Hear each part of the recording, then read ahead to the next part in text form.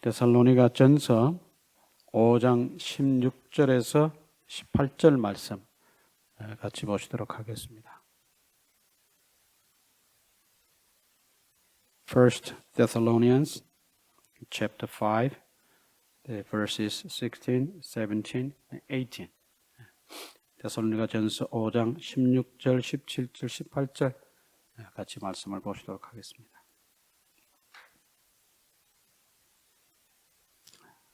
뜻을 생각하시면서 같이 읽겠습니다. 시작. 항상 기뻐하라. 쉬지 말고 기도하라. 범사에 감사하라. 이것이 그리스도 예수 안에서 너희를 향하신 하나님의 뜻이니라. 아멘. 이 말씀을 가지고 이미 일전에 함께 살펴보았습니다. 그러나 이제 올해 좀 특별한 그런 우리 그 삶의 여건 가운데서 우리가 다시 한번 이 말씀을 깊이 조명하고 좀 한번 살펴볼 필요가 있겠다 하는 생각을 합니다. 우리가 방금 읽었던 이 데살로니가 전서 5장 16절, 17절, 18절 말씀을 이렇게 대할 때 우리는 늘 뭔 생각만 하냐면 요 세 구절 말씀만 떼어서 이 말씀을 우리가 생각할 때가 많습니다.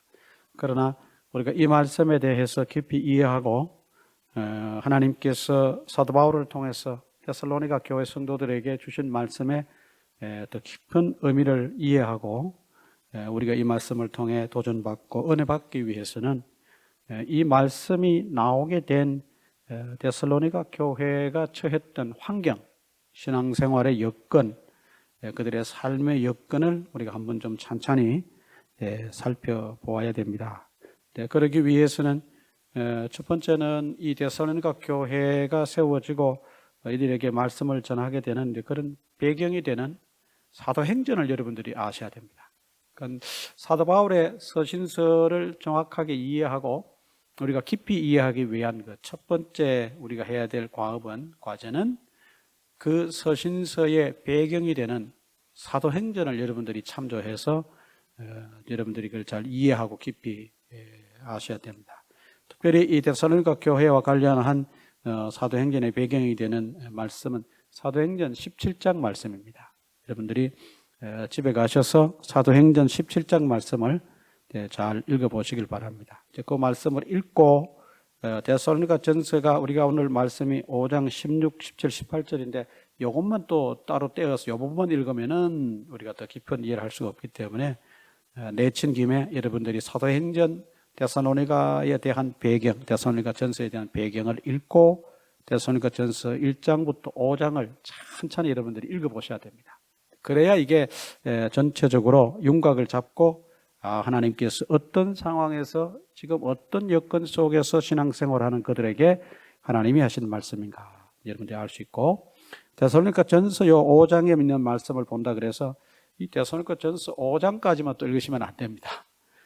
이 데살로니가 전서가 AD 한 51년, 52년, 학자들 따라 견해가 약간 다릅니다만은 어떤 학자는 AD 50년에 기록이 됐다. 사도 바울이 기록한 서신서 중에 가장 먼저 기록된 서신이다. 이렇게 보는데, 데살로니가 전서는 이제 그렇게 그 시기에 기록이 됐고, 그 연도는 거의 뭐 같다고 이제 봅니다. 그러나 데살로니가 전서가 기록되고 한 몇 개월, 그 몇 개월이라는 것이 정확하게는 우리가 알 수가 없습니다. 왜냐하면 사도 바울이 선교 여행을 할 당시에 무슨 뭐 카메라가 있어서 녹화를 해놓고 아주 정확하게 뭐 날짜 몇 월 며칠부터 몇 월 며칠 뭐 어디에서 뭐로 그렇게 기록을 남긴 것은 아닙니다. 그렇기 때문에 우리가 학자들이 연구를 해서 사도 바울의 선교 여행을 다 이렇게 추이를 따라가서 여러 가지 것들을 종합적으로 이제 미뤄봤을 때 한 몇 개월 정도 뒤에 데살로니가 후서가 이제 기록이 됐다 그렇게 봅니다. 그러면은 데살로니가 후서를 왜 읽어야 되냐 하면은 데살로니가 전서 내용과 데살로니가 후서 내용이 서로 별개의 내용이 아니고 이 전서와 후서가 한 교회 성도들을 향해서 쓰여진 편지의 내용이기 때문에 이것이 서로 연관이 되어 있습니다. 앞부분에도 이제 그런 내용이 잠깐 비치지만 뒤에 가면은 이제 주의 날, 예수님께서 이 땅에 다시 오시는 그날, 재림의 날에 대해서 언급을 하는데 이 앞부분에는 그것을 주로 다루고 있지는 않으나 뒷부분에 가면 이제 그것이 주로 다뤄지기 때문에 그 내용 자체도 데살로니가 교회에 있었던 일이기 때문에 이것을 전체적으로 전서 후서의 관점에서 보아야 그것이 이제 이해가 됩니다. 그래서 여러분들이 그런 관점에서 전반적으로 같이 데살로니가 전서, 데살로니가 후서, 이 데살로니가 전서 후서에 대한 배경이 되는 사도행전 17장 더 읽어주시면 사도행전 18장까지 읽어주시면 좋고, 이렇게 읽으시면 이제 우리가 데살로니가 전서를 이해할 수 있는, 후서를 이해할 수 있는 배경이 준비가 되는 것입니다. 워밍업이 되는 거니까 그렇게 하시길 바랍니다. 오늘 이 본문 말씀이 데살로니가 교회 성도들에게 하나님께서 사도 바울을 통해서 편지의 형식으로 전해진 그런 내용인데, 우리가 이 짤막짤막한 이 구절만 가지고는 여기에 담겨 있는 깊은 의미를 우리가 다 이해하기 어렵다 그 얘기입니다.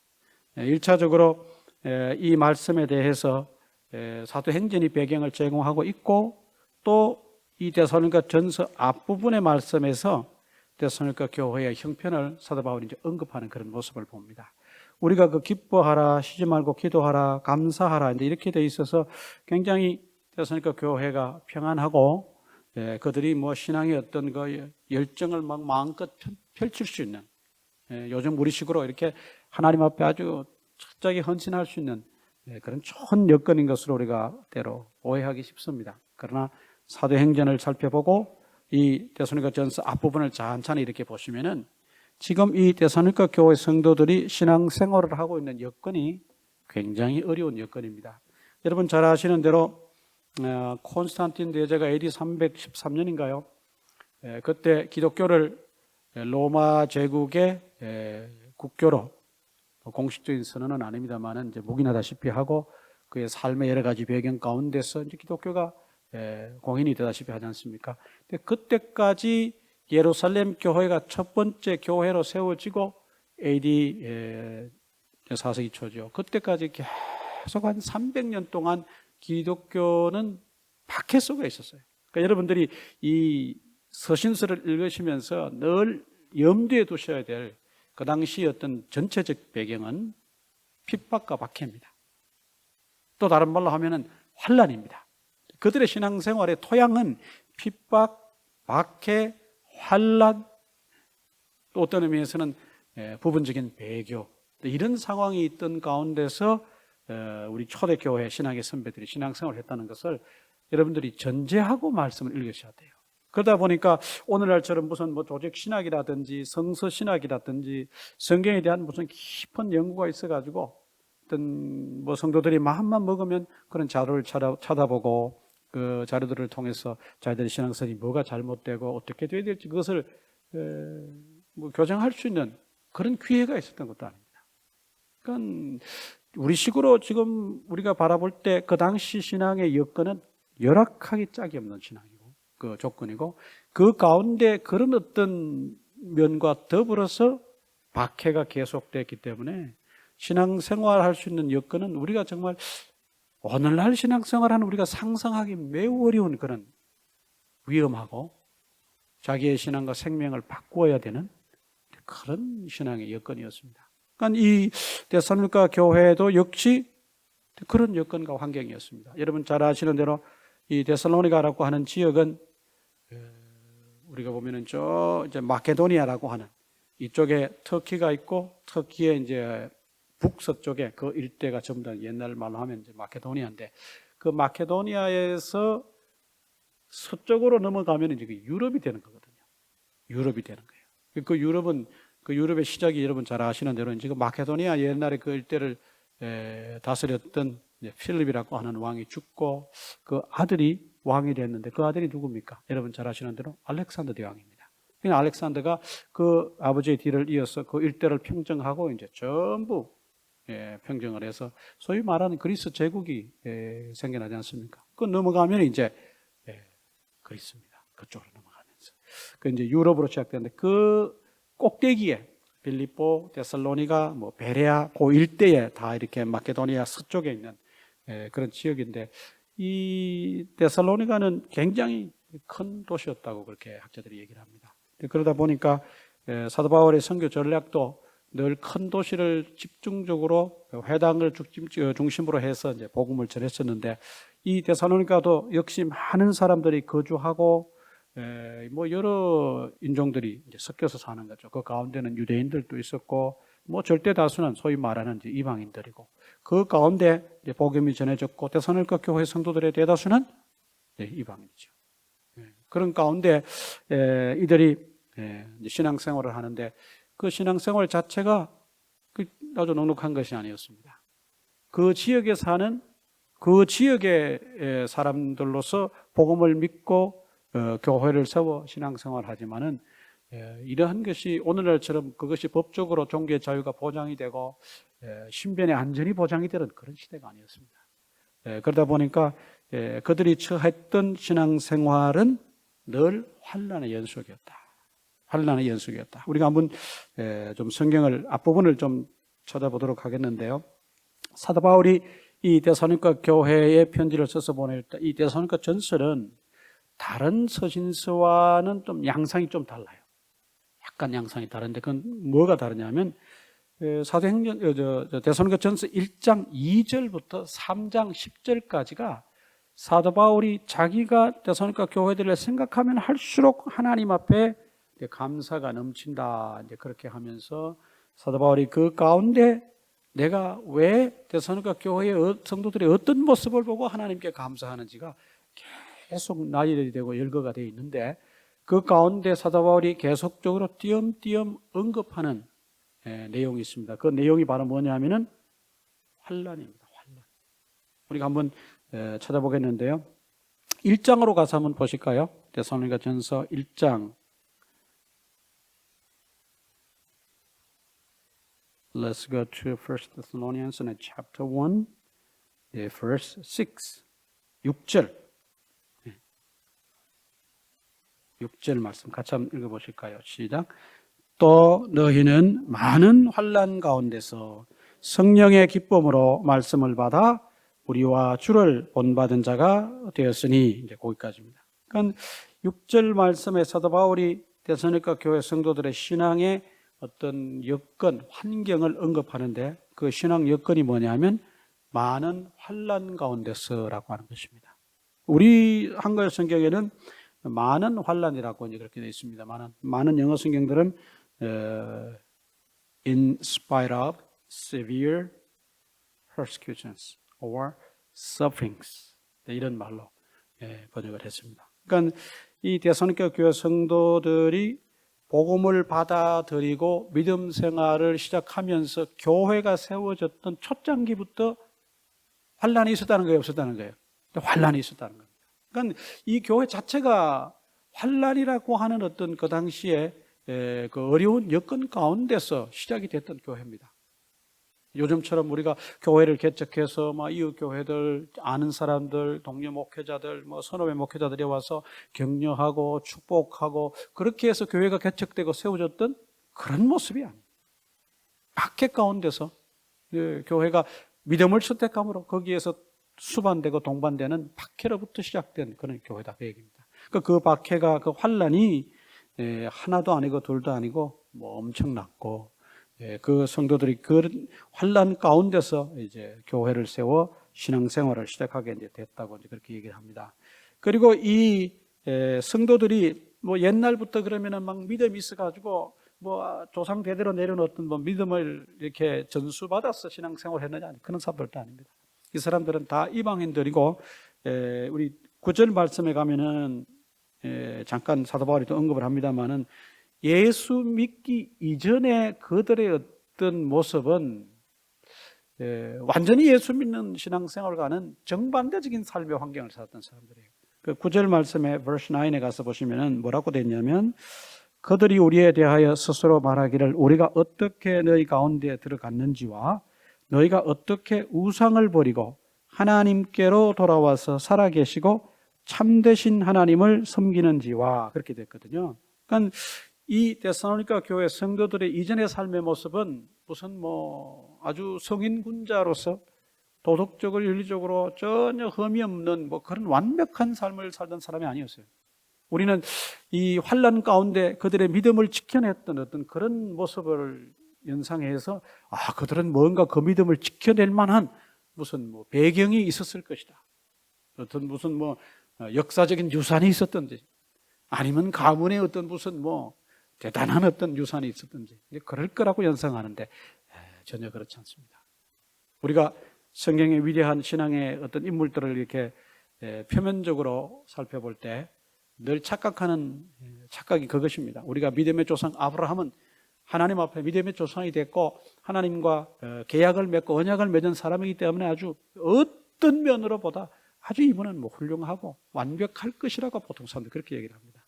그러나 제가 누누이 강조를 하고 말씀을 드리지만 믿음의 조상 아브라함이 하나님의 뜻을 쫓아서 가나안 땅에 정착하게 되기까지 그가 겪었던 시행착오를 여러분 잘 아시지 않습니까?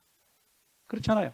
그의 가정에서 있었던 일과 더불어 그가 개인적으로 내렸던 판단의 착오라든지 이런 것들은 어떻게 보면 우리와 별반 차이가 없어요. 자기가 그 다른 지역에 이주해 가서 자기의 어떤 생명을 부재하기 위해서 자기의 아내를 그 지역의 왕에게 갖다 바치는 자기 아내를 팔아먹은 거죠. 요즘 말로 나쁜 말로 하면 그런 거예요. 그런 실수도 했고 사실 그것 때문에 아브라함이 앞으로 살아가면서 이렇게 경제적으로 고생을 덜 하게 되는 계기가 되지 않습니까? 근데 그런 실수도 하고 그러니까 우리가 그 부분의 말씀을 쭉 읽어보면 아시겠습니다만은 그 아브라함이 하나님이 주신 약속의 땅을 찾아 정착하게 되기까지 from place to place 뭐 그냥 뭐 여기저기로 수도 없이 그가 남방의 여러 지역을 헤매고 다녔다는 거예요. 어떻게 보면 우리 인생의 신앙의 여정과 너무 비슷해요. 그러니까 우리는 그런 아브라함의 그 위대한 신앙의 위대함 속에 가려진 뒷부분의 그 이면을 우리는 잘 못 봅니다. 성경은 그것을 감춰요. 다 공개해요. 다 공개해요. 너희가 믿음의 조상이라는 아브라함도 그 봐라. 약속의 땅을 찾아 정착하게 되기까지 그가 겪었던 인간적인 많은 실수들과 그가 겪었던 아주 인간의 어떤 본성적인 연약함들 이런 것들이 다 있다는 거예요. 그러니까 우리가 이 데살로니가 교회 성도들을 생각할 때도 그런 오해를 하기 쉽습니다. 오늘 6절 말씀에 너희는 많은 환난 가운데서 성령의 기쁨으로 말씀을 받아 우리와 주를 본받은 데가 되었으니 얼마나 훌륭하고 대단한 모습입니까? 적어도 이 정도 되면 뭔가가 그들에게 이렇게 버틸 만한 뚝심이 있고 무슨 배경이 있는 대단한 어떤 모습일 거라고 생각하지만 그들도 환난 앞에서 두려워 떨었을 것이고 그들이 예수님을 선택함으로 어떤 그 사회적인 관계가 단절될 때 되게 고통하고 어려웠을 거라 생각합니다. 우리가 그들의 그런 어떤 이면을 우리가 잘 한번 살펴본다면은 훨씬 더 하나님의 말씀이 우리와 가까워지는 그런 것을 느끼게 될 것입니다. 그들이 예수 믿기 전에 살았던 삶은 우상을 섬기던 삶입니다. 우상을 섬기던 삶이에요. 그러면 잘 아시는 대로 그리스 로마 시대에 뭐 숱한 신하들이 있지 않습니까? 다신입니다.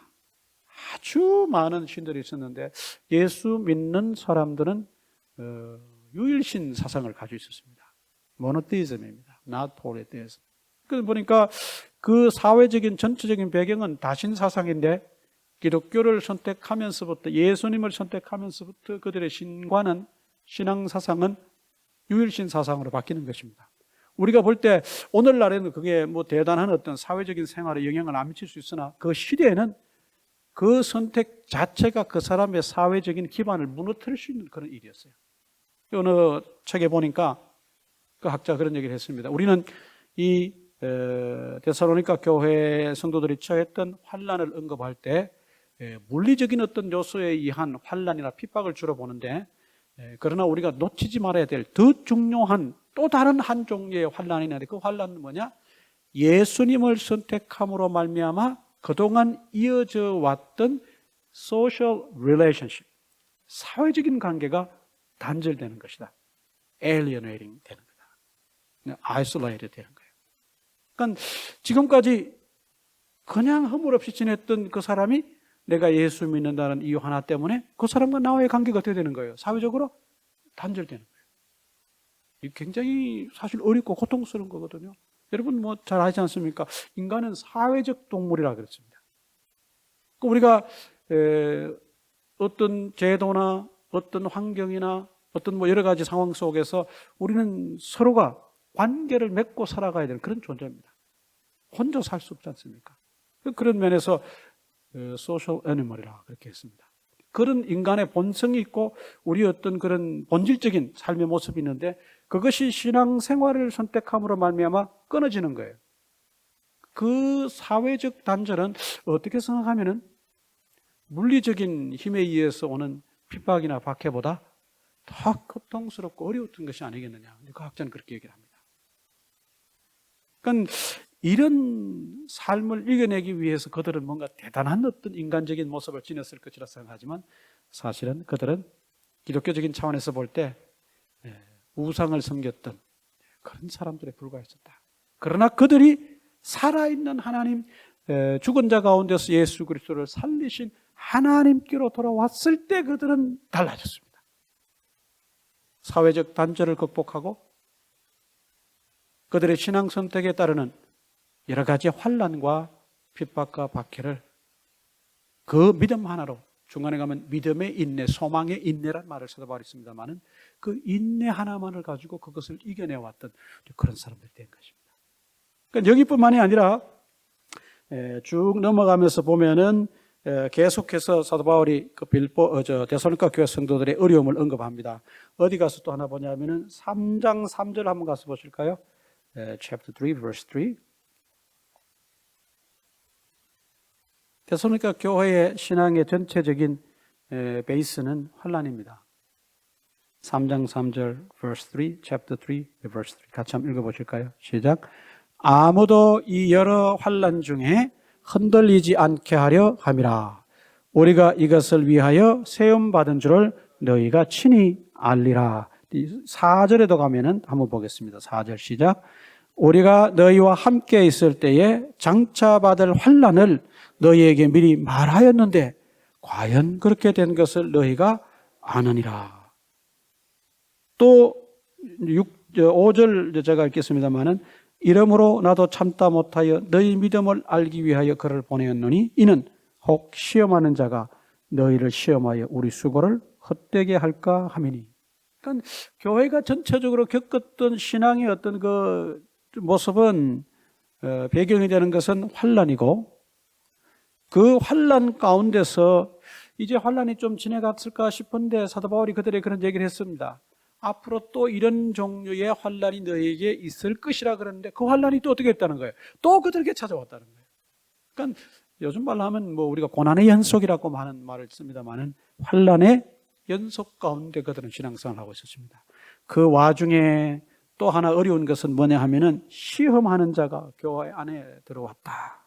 어떤 학자는 false teaching이 그 교회 가운데 파고들어서 갈라디아 교회가 이 일로 굉장히 어려움을 겪었던 것과 마찬가지로 이 데살로니가 교회는 거짓 선생들이 들어와서 부활에 대해서 예수님의 재림에 대해서 특별히 거기에 대해서 굉장히 혼란스러운 교리들을 그 가운데서 가르쳤다 그랬습니다.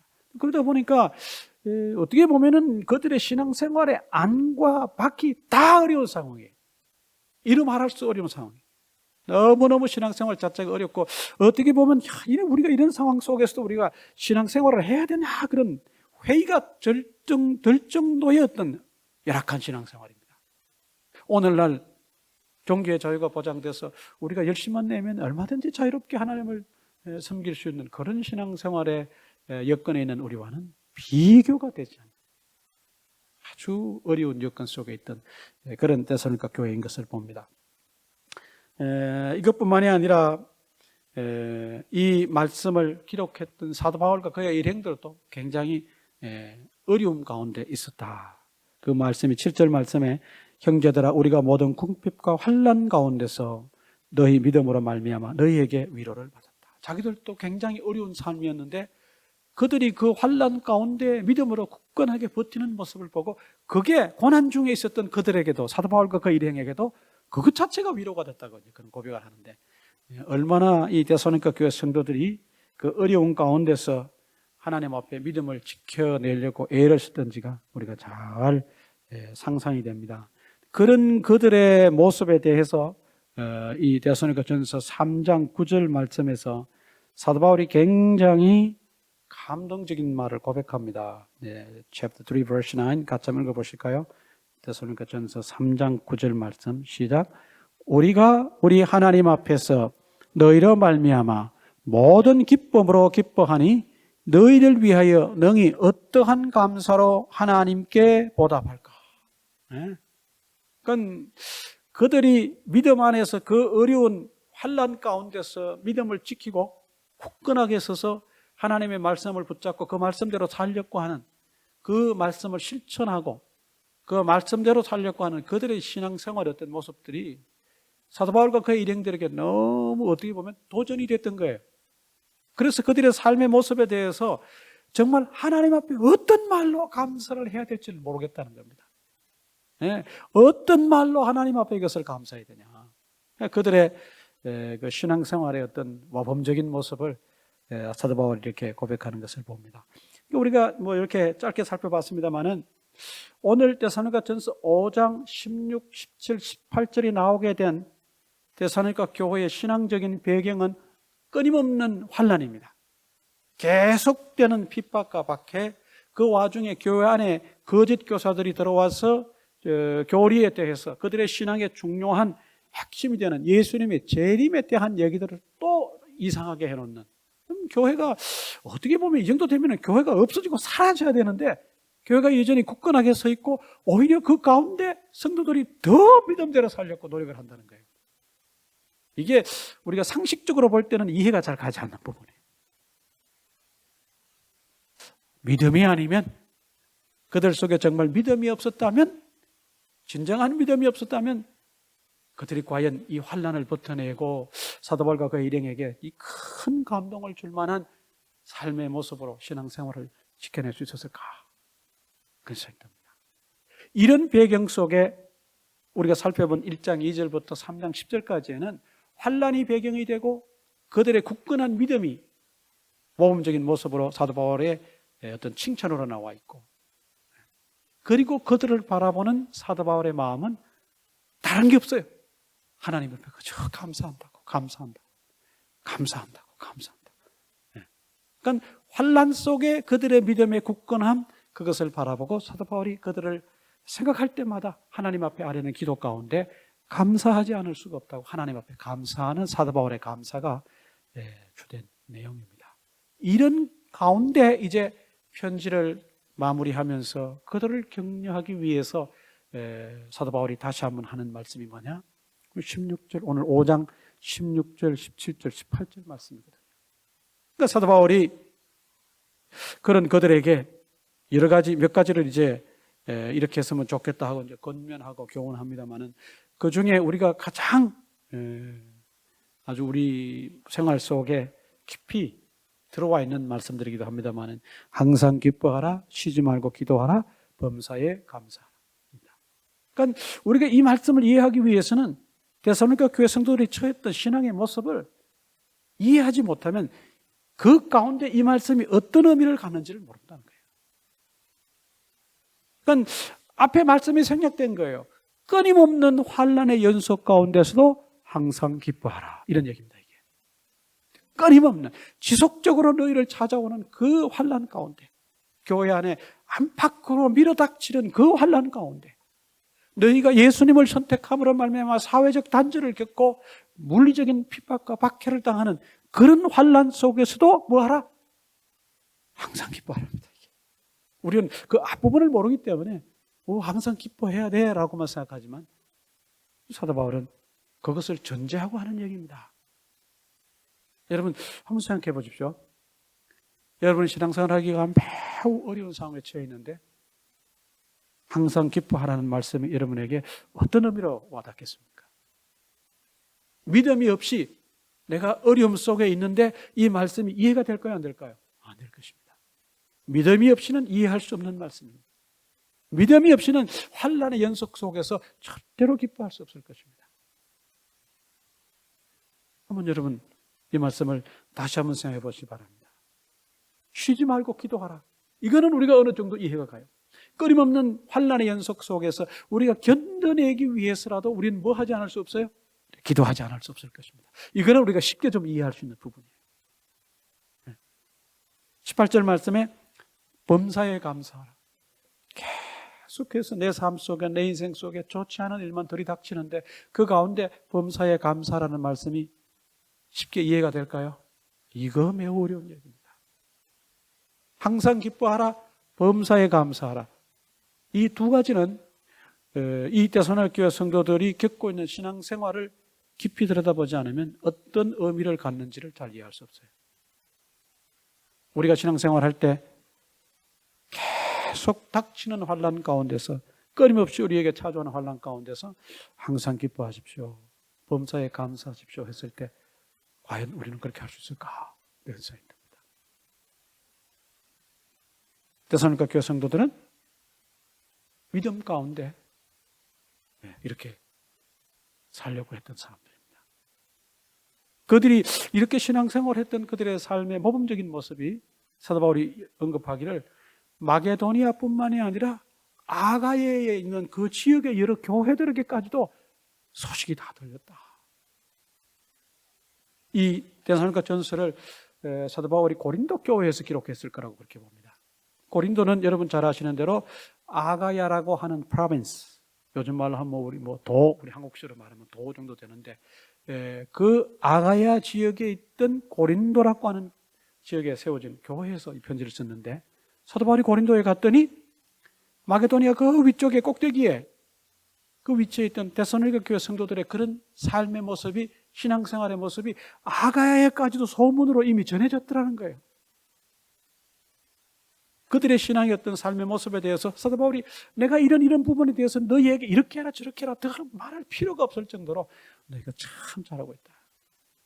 그게 사도 바울의 마음속에 큰 도전이 되고 감명이 됐습니다. 우리가 지금 계속했던 보았던 갈라디아 교회에 주어진 갈라디아서하고는 데살로니가 전서하고는 좀 성격이 굉장히 반대적입니다.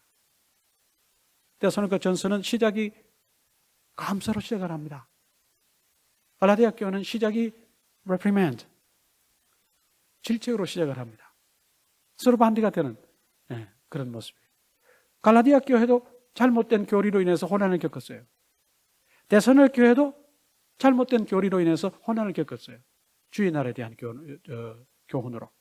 그렇지만 두 교회가 다 그런 일을 겪었으나 데살로니가 교회 성도들은 끝까지 인내하고 환난 가운데서도 정말 하나님 앞에 믿음으로 살려고 노력했었고, 그런 그들을 향해서 사도 바울이 그 위에 너희가 그 환난 가운데서도 믿음으로 항상 기뻐하고, 너희가 그 어려운 가운데서도 환난 가운데서도 믿음으로 범사에 감사해라. 이것이 우리가 볼 때는 단순한 문제 같으나 하나님께서 환난 가운데 믿음으로 모범적으로 살아가고 있는 너희들을 향한 하나님의 뜻이라는 거예요. 하나님의 뜻이다. 아마 그 이후로 데살로니가 후서에 구체적으로 직접적인 어떤 관련된 말씀으로 기록은 하고 있지 않지만, 데살로니가 교회 성도들이 이 말씀을 받아서 아마 그들이 잘 그대로 순종했으리라고 봅니다. 왜냐하면 우리 앞부분에 그런 말씀이 나옵니다만, 너희가 이 말씀을 받을 때에 사람의 말로 받지 않고 하나님의 말씀으로 너희가 받았다고 하는 그 말씀은 뭡니까? 사도 바울과 그 일행이 전했던 복음의 말씀을 하나님의 말씀으로 받고 믿고 순종했던 그들의 모습을 사도 바울이 지적하는 거거든요. 그러니까 그런 그들의 삶의 모습을 우리가 유추해서 바라볼 때 아마 이 세 가지 말씀이 너희를 향한 하나님의 뜻이라고 얘기했을 때 아마 그들은 반드시 순종했으리라고 생각합니다. 계속해서 닥치는 환난 가운데서 그들은 기뻐했을 것이고, 그 환난을 이기고 극복하기 위해서 기도했을 것은 더 말을 나올 수 없고, 정말 옆으로 보고 앞으로 보고 어디를 봐도 환난인데, 그러나 그들은 믿음을 가지고 소망을 가지고 아마 감사하며 살았을 거라, 그런 생각이 듭니다. 이 말씀을 통해서 추수감사절 주일을 맞이해서 우리가 좀 생각해 볼 것은 그것입니다. 제가 말씀드리려고 하는 취지는 이겁니다.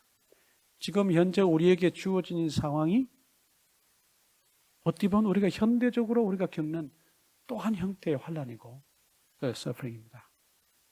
팬데믹으로 인해서 우리 미국뿐만이 아니라 우리 조국도 그렇고 전 세계가 굉장히 극심한 혼란을 겪고 있고, 기존의 우리가 누렸던 그런 어떤 많은 것들이 지금 박탈당한 상태에서 굉장히 어렵고 힘들게 살아가고 있습니다. 비즈니스를 하시는 분들은 그 나름대로 비즈니스에 큰 고충이 있고, 직장생활 하시는 분들도 그 나름대로 참 어려움과 여러 가지 힘든 일이 많습니다. 뭐 너나 할 것 없이 학생은 또 학생들대로, 우리 사회 전반에 모든 사람들이 이것을 통해서 굉장히 큰 어려움을 겪고 현대판 환란을 겪고 있습니다. 전 세계가, 우리 지구촌 전체가 이 일로 인해서 굉장히 큰 어려움을 겪고 있는 그런 모습을 봅니다. 이럴 때 우리가 추수감사절을 맞이해서 우리 한 해의 삶을 돌아보면서 지금 올 한 해 지금 뭐 꽉 차게 그냥 계속해서 이런 사건으로 연이어져 왔는데, 이런 환경 속에 살아왔는데 정말 내가 감사할 만한 것이 있을까? 우리가 그런 생각이 들 것입니다. 그러나 데살로니가 교회 성도들이 그 환난 속에서도 믿음으로 굳건히 있어서 하나님의 말씀을 순종하며 살아왔고, 또 그들이 또 이 말씀들을 따라서 기도도 했을 뿐만이 아니라 그들이 또 하나님 앞에 기뻐하고 감사했을 텐데, 정말 그 어떤 삶의 모습을 우리가 이렇게 생각을 해보면서 나는 그러면은 지금 이 어려운 가운데 살면서 나는 뭘 감사할 수 있을까? 나는 뭐를 감사할 수 있을까? 우리가 한번 좀 진지하게 내가 무엇을 감사해야 될지를 생각해 볼 수 있는 계기가 됐으면 좋겠다, 그런 생각을 합니다. 우리가 피상적으로 본다면 다 그냥 불만이고 불평이고 어려운 일뿐이겠지만, 그 가운데 우리가 신앙적인 눈을 가지고, 믿음의 눈을 가지고 한번 천천히 우리가 살펴본다면, 비록 이렇게 어려운 가운데 서지만 하나님께서 우리 삶 가운데 역사하시는 어떤 모습들을 찾아낼 수 있을 것이고, 그 모든 일들을 통해서도 우리가 이 데살로니가 교회 성도들처럼 감사할 수 있지 않겠냐 하는 그런 생각을 해봅니다. 그러니까 어떻게 보면 감사하거나 신앙생활을 하는 사람들이 기뻐하는 그런 상황은 그 상황과 여건이 좋아서 기뻐하고 좋아서 감사하는 것이 아니었습니다. 사도 바울이 서신서를 써서 보낼 때 기뻐해라, 감사해라라고 하는 말씀을 받았던 교회 성도들은 다 이렇게 어려운 교회 성도들이었어요. 가장 대표적으로 데살로니가 교회 성도들 어려운 가운데 있었습니다. 에베소서 5장 20절에도 보면 역시 마찬가지입니다. 에베소 교회를 향해 사도 바울이 그 가운데 감사할 것을 얘기했습니다. 여러분 잘 아시는 대로 빌립보서의 주제가 기뻐하라인데, 그 빌립보 교회가 처했던 형편이 그렇게 기뻐할 만한 형편이 아니었어요. 교회의 성도들 간에 의견 충돌이 있어서 교회가 어려움을 겪고 있었습니다. 그들이 물질적으로 영적으로 후원해서 복음을 전하던 사도 바울이 로마의 감옥에 갇혀 있는 그런 상황입니다. 자기의 교회의 지도자가 지금 투옥되어 있는 상황입니다. 그러니까 신앙적으로 볼 때, 그냥 물리적으로 볼 때도 기뻐할 만한 이유가 찾아보기 어려운 상황에 있는 교회를 향해서 사도 바울이 계속해서 기뻐하라고 얘기합니다. 기뻐하라고 하는 본인 자신은 지금 감옥에 투옥이 되어 있는 사람입니다. 죄수의 신분으로, 죄인 아닌 죄인으로 감옥에 갇혀 있으면서 그 감옥 밖에 있는 자기를 후원하는 교회를 향해서 기뻐하라고 그렇게 얘기를 합니다. 계속 반복을 합니다. 그러니까 그들의 어떤 교회의 삶의 모습에서도 기뻐할 근거를 찾기가 매우 어렵고, 이 말씀을 전하는 사도 바울의 삶 가운데서도 기뻐해야 될 이유를 우리가 피상적으로 바라볼 때 찾기에 매우 어려운 상황입니다. 그렇지만 사도 바울은 그 삶의 여건을 초월해서 기뻐하라고 빌립보 교회 성도들에게 얘기를 하는 겁니다. 그러니까 믿음이 없이는 기뻐할 수 없고 믿음이 없이는 감사할 수 없는 그런 원리들을 우리가 성경의 서신서들을 통해서 볼 수 있습니다. 그러면 여러분 이 데살로니가 전서를 집에 가서 다시 한번 찬찬히 읽어보시고, 그리고 사도행전 17장을 또 한번 읽어보시고, 사도 바울이 1장 2절부터 3장 10절까지 계속해서 데살로니가 교회 성도들이 처했던 어려운 여건을 언급하고, 그 가운데 그가 감사하는 이유를 조목조목 적었는데, 그것을 다시 한번 여러분들이 잘 이렇게 정리를 하시며 묵상해 보시면서, 그렇다면 나는 이 어려운 가운데 살면서 올 남아있는 올해 이제 뭐 불과 2달여 남았는데, 이 기간 동안 나는 무엇을 감사하며 살 것이고, 지금까지 내가 올 한 해 이 어려운 시기를 견뎌오면서 나는 또 무엇을 감사해야 될 것인가, 다시 한번 깊이 돌아볼 수 있는 계기가 되시기를 바라겠습니다. 기도합니다. 하나님 아버지, 오늘도 귀한 말씀을 통해서 우리의 삶을 다시 한번 돌아봅니다. 팬데믹으로 인해서 올 한 해 지금까지 사업하시는 분들은 또 사업장에서, 직장 생활하는 분들은 또 그 나름대로, 가정을 꾸리고 섬기는 분들 역시 여러 가지 일들로 인해서, 학생들은 학생들대로, 사회 전체가 이 팬데믹으로 인해서 어려움을 겪고 정말 서프링하는 가운데 오늘 추수감사주일을 맞이해서 대선학교회 성도들에게 하나님께서 하셨던 말씀들을 통해 다시 한번 또 우리가 신앙생활을 돌아보고, 우리는 이 환난 가운데서, 어려움 가운데서 무엇을 감사할 수 있을까 다시 한번 찾아볼 수 있는 계기가 될 수 있도록 도와주시고, 우리의 삶을 돌아보고 또 앞으로 남은 한 해를 바라보면서 무엇을 감사하고 앞으로 무엇을 감사하며 살 것인가 다시 한번 잘 성찰할 수 있도록 도와주시길 원합니다.